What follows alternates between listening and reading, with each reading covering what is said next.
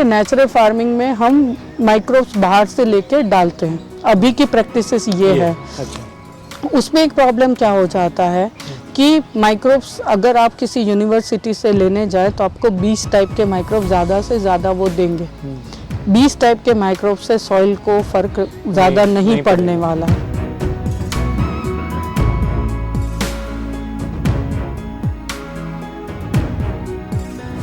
इसलिए ये माइक्रोब्स हमने डेवलप किए हैं गाय के शरीर से, क्योंकि जब वो गाय के शरीर में माइक्रोब्स डेवलप होते हैं, क्योंकि गाय को इसीलिए शायद कृष्ण भगवान ने उस जगह पे रखा है कि गाय का गट फ्लोरा 3 इंटेस्टाइन है, बहुत बड़ा गट फ्लोरा है।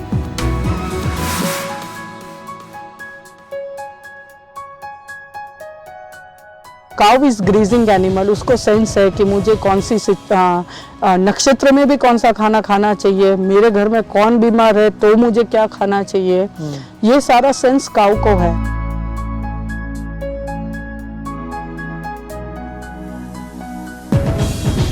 अच्छा पानी देने के लिए हमने एक चिप बनाई है, ये आप एक चिप देख सकते हैं इसी टाइप की, मैं आपको दिखाती हूँ। ये जो चिप है ये खेत के लिए है, ठीक है। इसी तरह से हमारी गाय की भी चिप आती है, हमारी गौशाला में लगी है पानी की टंकी में।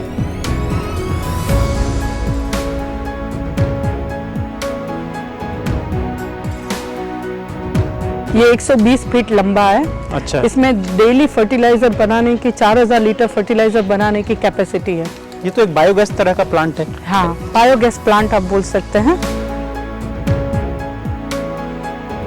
अच्छा, जो बायोगैस में जो आप स्लरी निकलती है, हाँ, उसकी जगह इसमें ये निकलता है। आप ये देखो,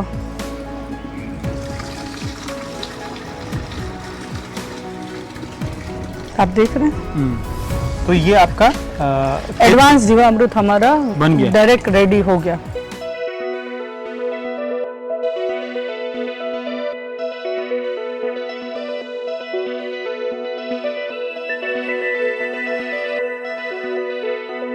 लाखों लोग इस देश में गाय पालते हैं, लेकिन क्या देश की गायें डिटॉक्सिफाइड हैं? जिस पानी से खेती होती है, क्या वो पानी शुद्ध है? जिस मिट्टी में खेती होती है, वो कैसे सेहतमंद बने और कैसे गोबर गौमूत्र से खेती करने के बाद पैदावार छप्पर फाड़ हो? ऐसे हर सवाल का जवाब अहमदाबाद के क्रांतिकारी शख्स महेश माहेश्वरी ने ढूंढा है। उन्होंने इफेक्टिव बायो कंपोस्ट यूनिट समेत ऐसे आविष्कार किए हैं जिनसे गाय, पानी, मिट्टी सब स्वस्थ और केमिकल फ्री होंगे। महेश माहेश्वरी के इन फॉर्मूलों पर हजारों किसान काम कर रहे हैं। क्या है गौ आधारित खेती का पूरा फंडा, सेजल माहेश्वरी हमें समझाएंगी। ये इंटरव्यू ध्यान से नहीं देखा तो काम की बातें छूट जाएंगी। इंटरव्यू की शुरुआत करें उससे पहले माटी इंडिया आपसे कहेगा चैनल को सब्सक्राइब करें, साथ ही वीडियो को लाइक कर ज्यादा से ज्यादा शेयर करें ताकि पूरे देश को केमिकल फ्री गौ आधारित अनाज नसीब हो सके और हम सब गंभीर बीमारियों की चपेट में आने से बच सकें। तो अब इंटरव्यू शुरू करते हैं।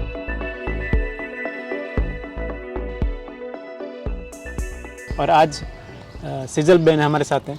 तो बेन, कैसे ये आपका पूरा प्रोजेक्ट काम करता है और हम अभी ये जगह कौन सी है? चीकू के पेड़ नज़र आ रहे हैं। हाँ, ठीक है। हम यहाँ अभी है वो SGVP स्वामीनारायण गुरुकुल विद्यापीठ पे है, जो अहमदाबाद पे SG हाईवे पे है।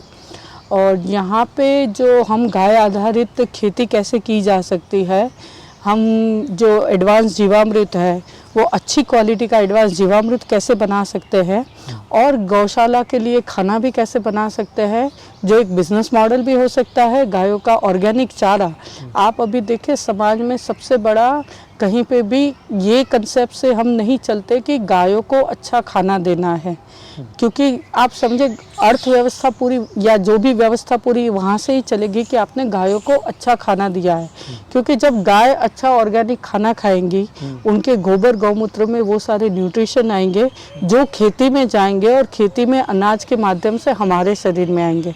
तो ये पूरा साइकिल अगर हमको करना है तो हमको गायों को ऑर्गेनिक चारा देना है, ठीक है। तो जैसे अभी हम जो गायों को आप समझते हैं कि क्या खाना देते हैं, उनको हम सजीव खेती करने का ये सोचते हैं कि गोबर से हम सजीव खेती करेंगे। पर कोई सा भी गोबर ले लेंगे, उस गाय ने वो कपासिया खोड़ खाया है जिसमें भर भर के पेस्टिसाइड है, ठीक है, तो वो पेस्टिसाइड वाला खाना अगर गाय खाती है तो उसके गोबर गौमूत्र में वो सारे रेसिड्यू मिलेंगे।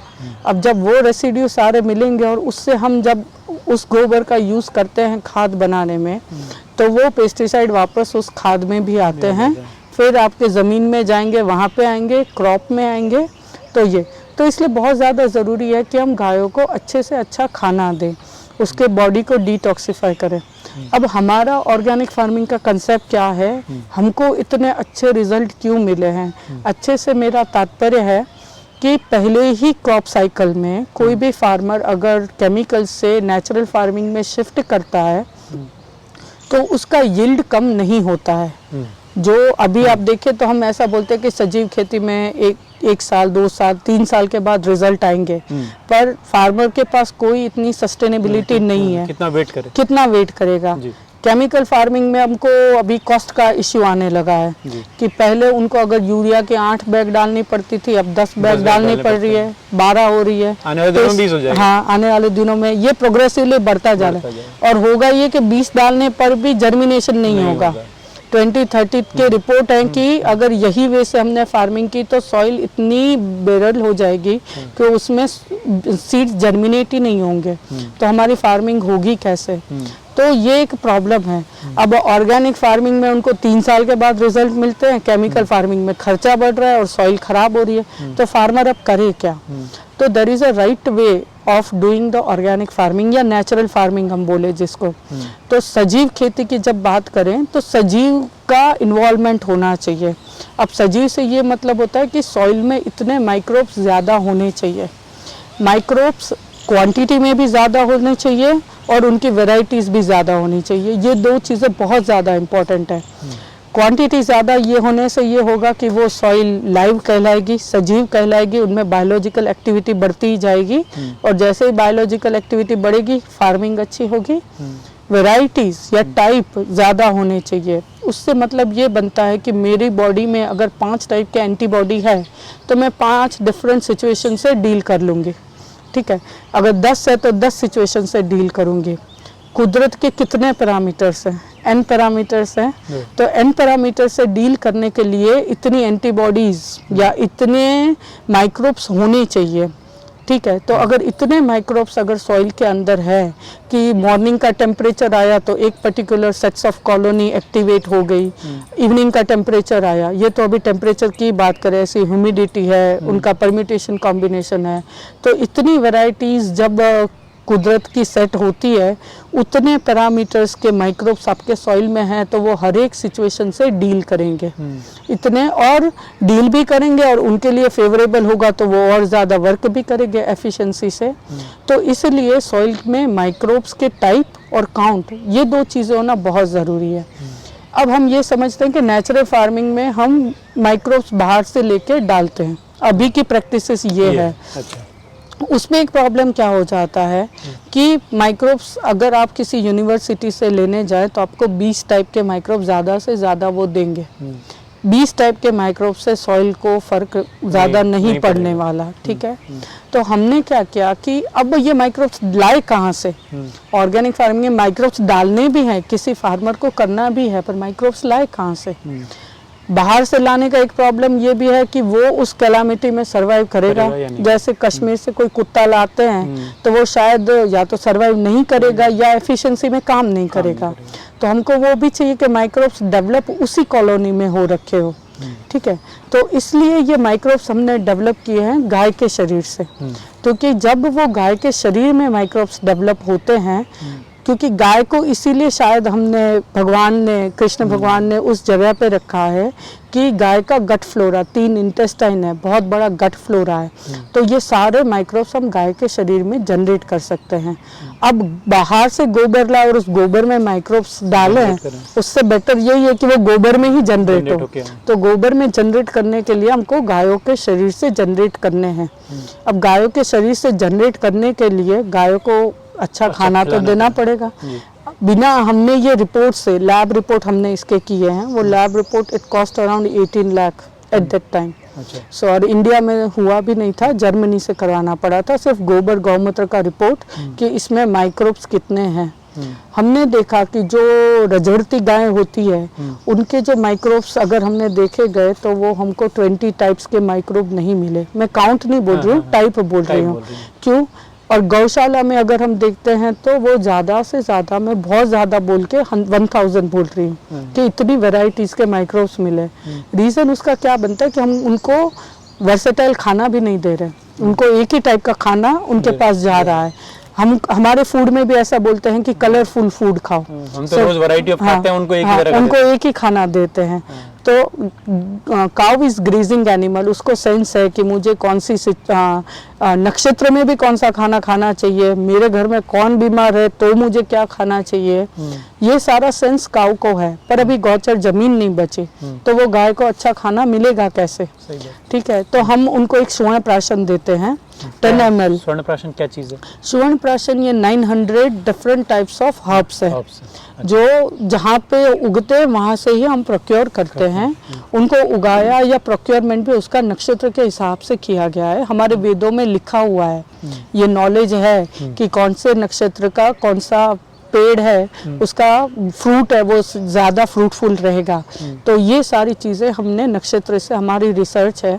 तो 900 टाइप्स ऑफ डिफरेंट हर्ब्स है जिनका कंसोसिएशन एवरी 10 ml हम गाय को देते हैं।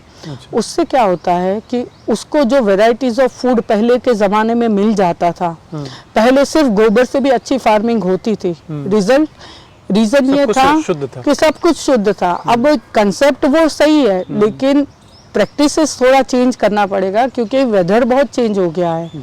ठीक है, हमारी रिक्वायरमेंट भी बढ़ गई है। पहले इतना खाना नहीं चाहिए था जितना अब चाहिए।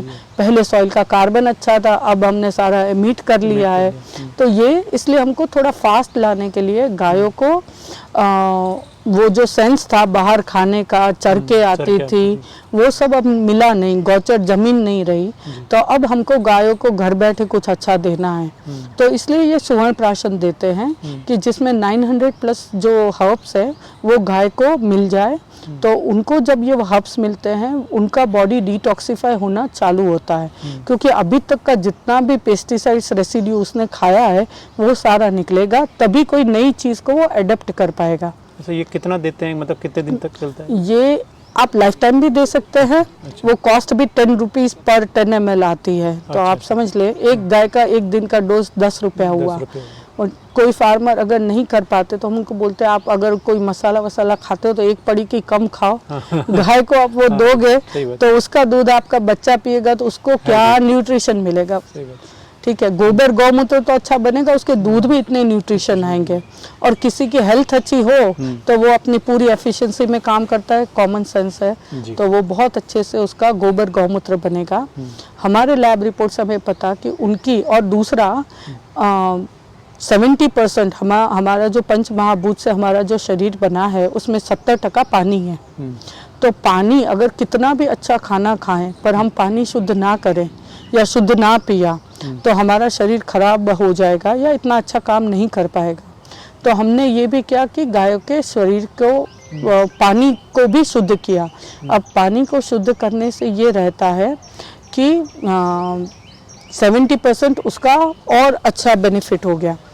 अब पानी को शुद्ध कैसे करें? अब समझ लो कि रिवर वाटर है, अच्छा पानी है तो ठीक है, पर अभी हम बोरवेल का पानी गायों को देते हैं, कहीं जगह पे हाई TDS का पानी है, तो गायों को अगर अच्छा पानी नहीं देंगे तो उनका गट वापस बिगड़ेगा। तो उनका अच्छा पानी देने के लिए हमने एक चिप बनाई है। ये आप एक चिप देख सकते हैं इसी टाइप की, मैं आपको दिखाती हूँ। ये जो चिप है ये खेत के लिए है। ठीक है, इसी तरह से हमारी गाय की भी चिप आती है, हमारी गौशाला में लगी है पानी की टंकी में, वहाँ आप देख सकते हैं। तो गौशाला की इस चिप से क्या होगा, ये पानी में नेसेंट ऑक्सीजन की मात्रा को बढ़ाता है। It can increase up to 20 ppm। So oxygen nascent बढ़ाएगा, ये माइक्रोब्स को डेवलप करेगा। जैसे पानी की समझ हमारी pH TDS ये दो ही चीज़ों में है कि पानी का pH कितना है, TDS कितना है। पानी का TDS हम बोलते हैं कि हाई TDS वाला पानी हम नहीं पी सकते। नारियल पानी 5000 TDS तक का होता है डॉक्टर रिकमेंड करते हैं, हम पी सकते हैं। तो प्रॉब्लम TDS नहीं है, प्रॉब्लम यह है कि TDS का स्ट्रक्चर क्या है, वो बायो अवेलेबल फॉर्म में है कि नहीं। बायो अवेलेबल फॉर्म से मतलब है कि आपका शरीर उसको डाइजेस्ट कर सकता है कि नहीं। तो अगर कोई TDS बायो अवेलेबल फॉर्म में है तो आपका शरीर उसको अच्छे से डाइजेस्ट कर पाएगा और वो TDS फिर प्रॉब्लम नहीं रहेगा। और ऊपर से जितने माइक्रो न्यूट्रिएंट्स उसमें है वो आपको किसी और पानी में नहीं मिलेंगे। हम समझते हैं कि सबसे अच्छा रत्नाकर, जिसको समंदर बोलते हैं, वो माइक्रो न्यूट्रिएंट्स का भंडार है, क्योंकि वो TDS इतना है उसमें। तो TDS कभी भी प्रॉब्लमेटिक नहीं है। TDS कितने साइज का है, आपका बॉडी उसको कंज्यूम कर पाता है कि नहीं, डाइजेस्ट कर पाता है कि नहीं, वही एक प्रॉब्लमेटिक एरिया है। तो अगर वो सही हो जाए तो TDS का पी सकते हैं। तो ये चिप है जो TDS को ब्रेक करता है, उसका एटॉमिक स्ट्रक्चर चेंज करता है, तो वो हम पानी कंज्यूम कर पाते हैं। इसका नेसेंट ऑक्सीजन बढ़ाएगा तो एक लाइवलीनेस बढ़ेगी। इसमें माइक्रोब्स के काउंट को बढ़ाएगा। जैसे माइक्रोब्स का इम्पोर्टेंट रोल क्यों है, कोई सी भी ज़मीन हो, कैसे भी ख़राब हो, बारिश का पानी आएगा तो अच्छी खेती हो जाएगी बारिश के पानी से। तो वो रीज़न ये है कि बारिश के पानी में एक बूंद में 200 करोड़ जितने माइक्रोब्स बरसते हैं। अगर आप लैब टेस्ट करने जाओ पानी का तो आपको इतना कोई कार्बन रिच या हाई न्यूट्रिएंट रिच पानी नहीं मिलेगा। इतना हाई उसका TDS भी कमी होता है बारिश के पानी का। तो माइक्रो न्यूट्रिएंट्स रिच नहीं है, वो माइक्रोब्स रिच है। तो जब माइक्रोब्स रिच पानी सॉइल पे गिरता है, बायोलॉजिकल एक्टिविटी बढ़ जाती है, अच्छे से फार्मिंग हो जाती है। तो ये हमारे कंसेप्ट है गाय को लेके। तो इसमें ये चिप कैसे उसको प्यूरिफाई कैसे करती है? ये चिप को आपको 12 आवर्स मतलब कंटिन्यूस पानी के अंदर ही रखना है, ठीक है। ऐसी चिप मैं हाइड्रोफोनिक मशीन में की भी आपको दिखाऊंगी, दूसरी जगह की भी दिखाऊंगी। कंटिन्यूस इसको पानी के अंदर ही आपको रखना है। दिन में 1 घंटा आपको बाहर लेना है और सनलाइट में रखना है। अच्छा। तो सनलाइट से ये चार्ज हो जाता है। अगर किसी पानी में आपको ई कॉली बैक्टीरिया दिखते हैं और चिप आपने 12 आवर्स उस पानी में रखा है तो आपको ई कॉली बैक्टीरिया नहीं दिखेंगे। ये साइंटिफिकली हमारे पास pre and post analysis report है। तो इसमें क्या ऐसा है जो प्यूरिफाई करता है? ये इस चिप में क्या है? ये जो बैक्टीरिया इसमें एक तो काउ बेस्ड बैक्टीरिया है जो इसको लाइपोलाइज फॉर्म में कन्वर्ट किया हुआ है। तो और उसके अलावा एक्टिवेटेड कार्बन है जी। और बहुत सी चीज़ें हैं। कुछ चीज़ें हमारा USP है, हम शेयर नहीं करते, बट ये सारी चीज़ों से ये रिजल्ट हमको मिलते हैं। इवन इस चिप से हमने सी वाटर फार्मिंग का डेमो प्रोजेक्ट सक्सेसफुली कंप्लीट किया है।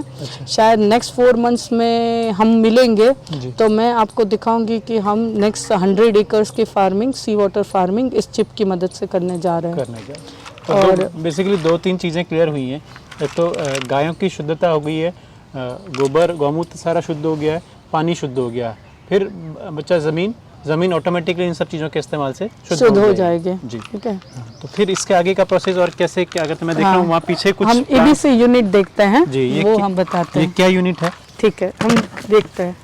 आपको 2 यूनिट बताती हूँ जी।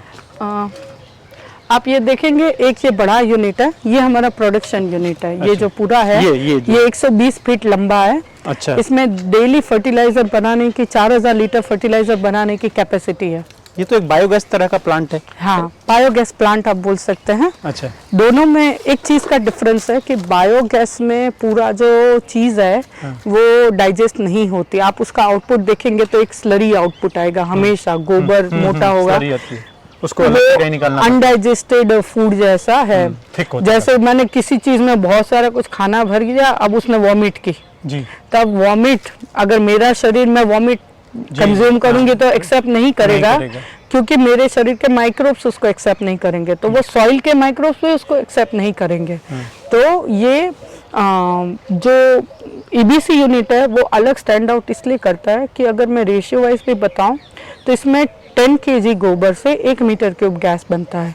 जनरली बायोगैस से आपको 25 kg से 1 मीटर क्यूब गैस बनता है, तो उसमें ओवर फीडिंग करनी पड़ती है, तब जाके 1 मीटर क्यूब गैस बनेगा। तो उसमें गैस प्रोडक्शन हो जाए पर जो आउटपुट निकलता है वो जैसे फंस गया, अब उसका करे क्या? वो फर्टिलाइजर के भी काम में नहीं आता है और उसका अभी यूज क्या करना वही कंफ्यूजिंग हो गया है कि गोबर गैस प्लांट का यूज क्या करें, आउटपुट का क्या यूज करें, उसको कहाँ डालें। क्योंकि वो फर्टिलाइजर के काम में नहीं आ पा रहा है, स्लरी स्लरी जो है। मैं ये छोटा प्लांट दिखाती हूँ जो जनरली फार्मर्स अडेप्ट करते हैं। जी ओके, ये 1100 GSM मटेरियल का HDP मटेरियल का ये है, ठीक है। और डेली इसमें 300 लीटर आउटपुट आ सकता है। 300 लीटर। हाँ, पहली बार इसको 300 लीटर आउटपुट में क्या क्या कंटेंट होगा? हाँ, वो मैं आपको पूरा बताती हूँ कि इसको पूरा आपको फर्स्ट टाइम जब फील करेंगे तो इसको 6000 लीटर से फील करना है। सॉरी 6000 लीटर इसकी कैपेसिटी है, इसको 4000 लीटर से फील करना है।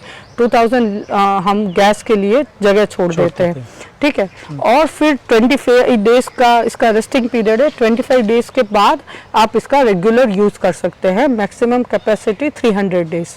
तो अगर रोज यूज करते हैं तो 300 लीटर डालें, 300 लीटर की वापस बैच डालें। बैच में इंग्रेडिएंट्स क्या डलते हैं तो गोबर है, गौमूत्र है, और हमारे कल्चर्स, फर्स्ट टाइम में हमारे कल्चर्स आते हैं, जैगरी, गुड़ आता है। गुड़ की जगह गन्ना मिल जाए तो ज़्यादा अच्छा है, गन्ने का जूस। फिर जितने भी वो वेजिटेबल वेस्ट है उसमें कुछ ज़्यादा अच्छा रोल प्ले करते हैं, वो है एलोवेरा का जूस है, बीट का जूस है, फ्रूट्स के जूसेस हैं। ये उनका वेस्ट, हाँ, उनका वेस्ट आपको कहीं पे भी, कहीं से मिल सकता है, कहीं से भी मिल सके, आप उसका वेस्ट डाल सकते हैं। मतलब रोटन हो गए हैं, खराब हो गए, ऐसे आप इसमें यूज कर सकते हैं। फार्मर अपने खेत पे भी थोड़े से उगा ले। पंपकिन भी है, वो भी बहुत अच्छी चीज है। वो नहीं है तो अपने फार्म पे जो कुछ चीजें, कुछ फ्रूट्स या वेजिटेबल्स उगा रहे, उसका भी जितना भी वेस्ट है अब थोड़ा उस प्रोपोर्शन में यूज कर सकते हैं। ये टेरेस गार्डन में भी ये कंसेप्ट बहुत अच्छे से हम एग्जीक्यूट कर रहे हैं, जहाँ पे हम घर का वेस्ट पूरा डाल रहे हैं और कुछ नहीं है, उसमें सिर्फ घर का वेस्ट है।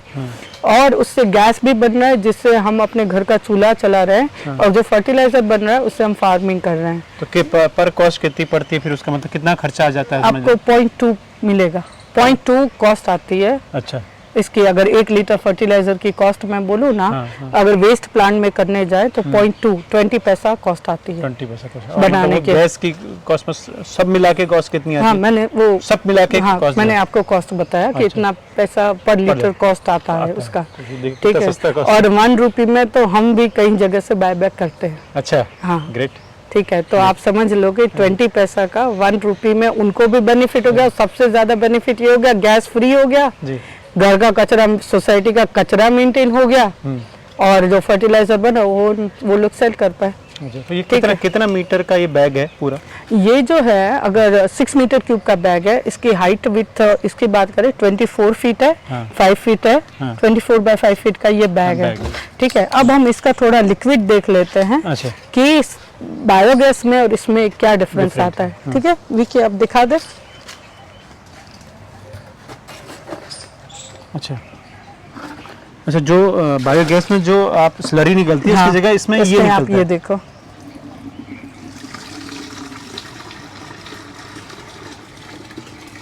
आप देख रहे हैं। तो ये आपका एडवांस जीवामृत हमारा बन गया, डायरेक्ट रेडी हो गया। अच्छा, ठीक है। तो ये फिर हम खेतों में एज डायरेक्ट आप पानी के साथ डाइल्यूट करके, अगर ड्रिप में डाल रहे हैं तो सीधा ड्रिप में यूज कर सकते हैं, क्योंकि लिक्विड फॉर्म में है तो ड्रिप में सीधा चला जाएगा। अच्छा, ठीक है। और अगर आप ड्रिप में नहीं डाल रहे और कोई और मेथड है तो आप लिक्विड है, जैसे पानी का जिस तरह यूज करना है, पानी के साथ डाइल्यूट करके आप इसको फार्म में दे सकते हैं। कोई वेस्टेज भी और होती निकालनी पड़ती है? होता इसका। जो हम फर्स्ट टाइम जो हमारे कल्चर्स देते हैं, जैसे मैंने आपको पूरा मेथड बताया कि गोबर गौमूत्र अच्छा लेना है, ठीक है। मुझे पता है फार्मर ये सब नहीं करेंगे, तो हमने मतलब करना भी चाहें तो सारे फार्मर नहीं कर पाएंगे, कुछ कर पाएंगे, कुछ नहीं कर पाएंगे। तो उसके अल्टरनेटिव के लिए हमने हमारे कल्चर डेवलप किए हैं, ताकि वो कल्चर इसमें डालें। फर्स्ट टाइम हमारा कल्चर डालना है, नेक्स्ट टाइम की बैच ऑनवर्ड्स उनको इसका 10% से 20% आउटपुट वापस अंदर डालना है, ठीक है। अगर 10% आउटपुट जैसे 100 लीटर की बैच में 10 लीटर फिर इनपुट टैंक में डाले, तो उससे ये हो जाएगा कि जितना भी वो मदर कल्चर का काम करेगा, वापस माइक्रोब्स अंदर जाएंगे, उनको खाना मिलेगा, रिप्रोडक्शन होगा और आउटपुट आ जाएगा। इसके बेनिफिट्स जनरली जो अभी नेचुरल फार्मिंग में जो करना चाहते हैं वो ड्रम में बनाते हैं, ठीक है। जीवामृत ड्रम में बनाते हैं। कंसेप्ट अच्छा है, पर इसमें थोड़ा ऑपरेशनल प्रॉब्लम है, कि ड्रम में आप हिलाओ, लेबर नहीं मिलते, स्मेल आती है, ये सारी एक प्रॉब्लम होती है। दूसरा, एरोबिक कंडीशन में होने से गोबर का कार्बन है वो एटमॉस्फेयर के ऑक्सीजन से मिलेगा, CO2 बना के बहुत सारा रिलीज होगा। थर्ड ये प्रॉब्लम हो जाती है कि क्या बोलते हैं, सारा तो आपका इस फॉर्म में कन्वर्ट भी नहीं हो पाएगा। आपका स्लरी आएगा, फिर स्लरी आप जब फार्म पे डालते हो तो इतना वो माइक्रोब्स है, उनके तो डाइजेशन सिस्टम ही नहीं है, उनको प्री डाइजेस्टेड फूड चाहिए। इसके अंदर के माइक्रोब्स ने इसको प्री डाइजेस्टेड बना दिया है, तो ये एकदम लिक्विड फॉर्म में इजीली कंज्यूम हो जाएंगे, तो वो और बढ़ते जाएंगे। और जैसे हमारा पहला कंसेप्ट है कि सजीव खेती में आप सजीव को बढ़ाओ, अगर माइक्रोब्स के काउंट, क्वांटिटी, ये दो चीज़ बढ़ गए और उनको खाने के लिए आपने अच्छा पानी और अच्छा खाना दे दिया, उनका ये खाना भी है, इसमें कार्बन भी है और बाकी माइक्रो न्यूट्रिएंट्स है। तो जैसे उनको अच्छा खाना दे दिया, उनको अच्छा पानी दे दिया, फिर आप खेती भूल जाओ, कोई सा भी क्रॉप ले लो अच्छा आएगा। फिर क्रॉप को नहीं टारगेट करना है, हमें सॉइल को टारगेट करना है कि सॉइल आपकी अच्छी carbon rich, micro nutrients rich और माइक्रोब्स रिच ये होना चाहिए, फिर आप कोई भी फार्मिंग करो। मतलब इसका रिजल्ट जो है, अब हम बात करें महाराष्ट्र से लेके हम उत्तराखंड और राजस्थान से लेके अगर हम कन्याकुमारी तक बात करें, हर तरह के सॉइल में इफेक्टिव है। ठीक है, इसका ये हमने बाड़मेर, राजस्थान, वहाँ पे भी इनका यूज करते हैं।